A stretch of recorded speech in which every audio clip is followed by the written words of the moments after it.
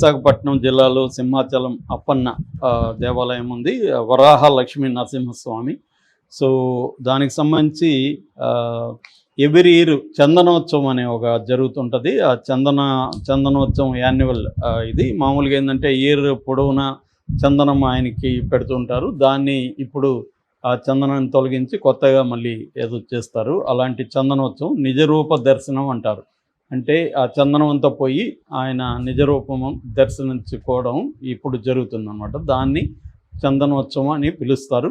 మామూలుగా అంతకుముందు దీనికి సంబంధించి అశోక్ గజపతి రాజు వాళ్ళ వంశపారపర్యంగా వాళ్ళు హెరిడిటరీ ట్రస్టీ అనమాట. ఆయన ఫస్ట్ వెళ్ళి చేయాలి ఇది, అంటే ఆ తీయడం అనేది ఆయన స్టార్ట్ చేస్తారు. దాని తర్వాత ఎండోమెంట్ అధికారులు అందరూ కూడా వెళ్ళి ఇవన్నీ చేసిన తర్వాత భక్తులకి వదిలారు. ఇది భక్తుల్లో సపరేట్గా ఇప్పుడు దీనికోసమే క్యూలు నిర్మించారు. 20 రోజులకు ముందే ఒక గోడ కట్టారు, 20 అడుగుల గోడ. ఆ గోడ పక్కన ఒక పెద్ద టెంట్ వేశారు. సో ఈ క్యూలో భక్తులు అర్లీ మార్నింగ్ 3:30-4 గంటలకి భక్తులను వదిలారు. ఘోరన వర్షం పడుతుంది. సడన్గా 20 అడుగుల గోడ కూలిపోయింది భక్తుల మీద. కూలిపోయి దీని కింద డెబ్రీ కింద భక్తులు ఇరుక్కుపోయారు. ఇప్పటి వరకు అందుతున్న సమాచారం బట్టి 8 శవాలు బయటకు వచ్చాయి. 8 మంది చనిపోయారని, ఇంకొక 10 మంది వరకు తీవ్రంగా గాయపడ్డారని వార్తలు వస్తున్నాయి. సో ఇది దారుణమైన విషయం. ఎందుకంటే మనకి జనవరి 6వ తేదీ తిరుపతిలో 6 మంది చనిపోయి 20 మందికి పైన గాయపడ్డారు. అట్లాగే జనవరి 28న ప్రయాగరాజ్ మన మహాకుంభకు సంబంధించి 30 మంది చనిపోయారని గవర్నమెంట్ డిక్లేర్ చేసింది. అది 300 వరకు ఉంటారని ప్రతిపక్షాలు అంటున్నాయి. ఏదేమైనా అక్కడ చాలా పెద్ద సంఖ్యలో చనిపోయారు. ఆ తర్వాత ఇక్కడ జరిగింది ఇది. సో దీని మీద ఆల్రెడీ ఎంక్వైరీ స్టార్ట్ అయింది. దీని మీద విహెచ్పి సీరియస్గా, విశ్వ హిందూ పరిషత్తు సీరియస్గా చంద్రబాబు ప్రభుత్వాన్ని విమర్శిస్తుంది. చంద్రబాబు నిజానికి జగన్ కానీ వాళ్ళు ఇంకా విమర్శలు మొదలు పెట్టలేదు, కానీ విశ్వ హిందూ పరిషత్ అయితే విమర్శలు మొదలు పెట్టేశారు. సో ఇది పాలన కాదు, లాబియింగ్ జరుగుతుంది చంద్రబాబు పాలనలో. ఎండోమెంట్ డిపార్ట్మెంటు భక్తుల్ని భగవంతునికి దూరం చేస్తుంది. ఒక ప్రణాళిక లేదు, ప్లానింగ్ లేదు, ఇష్టం వచ్చినట్టు చేశారు అనేది విమర్శ వస్తుంది.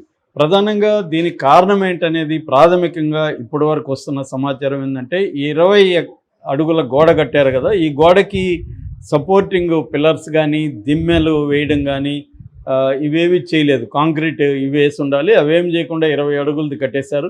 అది ఫ్రెష్గా 20 రోజుల ముందు కట్టింది కాబట్టి వాన పడగానే అది పడిపోయింది. సో నిజానికి దానికి ఫెన్సింగ్ పెట్టారు. పక్కన ఫెన్సింగ్ అని లేకపోతే ఇంకా చాలామంది చనిపోయారు. ఫెన్సింగ్ వల్ల ఆ ఇటుకలు కొన్ని ఫెన్సింగ్ వల్ల కింద పడలేదు, భక్తుల మీద పడలేదు, లోపలికి పడ్డాయి. ఆ ఫెన్సింగ్ని ఢీకొట్టి లోపలికి పడ్డాయి. అవి కానీ ఇంకా పడి ఉంటే ఇంకా ఎక్కువ మంది జరుగుండేది. సో దీనికి ప్రాపర్ ఇది లేదు, క్రౌడ్ మేనేజ్మెంట్ లేదు. ప్రాపర్ వర్షం పడుతున్నప్పుడు వీళ్ళని ఆ క్యూలో అలా గోడ ఎలా ఉంది ఏంటనేది చూసుకునే పని లేదా? ఇవి అంటే క్లియర్గా ఎండోమెంట్ నిర్లక్ష్యం అయితే కనిపిస్తూ ఉంది ఇప్పటివరకు వస్తున్న దీని మీద విచారణకైతే ఆదేశించారు. పవన్ కళ్యాణ్ దిగ్భ్రాంతిని వ్యక్తం చేశాడు, జగన్ వ్యక్తం చేశాడు, చంద్రబాబు, లోకేష్, ఇక్కడ కూడా రేవంత్ రెడ్డి కూడా దీని మీద స్పందించారు. తర్వాత మోడీ స్పందించి చనిపోయిన వాళ్ళకి 2 లక్షలు, తర్వాత గాయపడిన వాళ్ళకి 50,000 ప్రకటించారు. ఇక్కడ కూడా ఇప్పుడు చంద్రబాబు గవర్నమెంట్ కూడా ప్రకటించే అవకాశం ఉంది.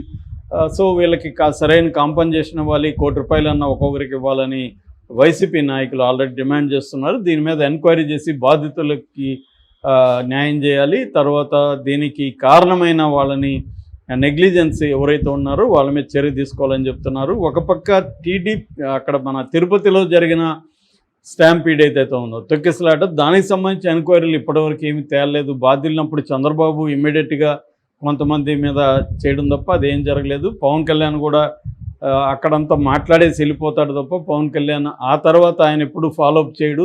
ఆ సంఘటన బాధ్యులైన వాళ్ళని చర్యలు తీసుకోవాలని పవన్ కళ్యాణ్ కూడా ప్రెజర్ చేయరు.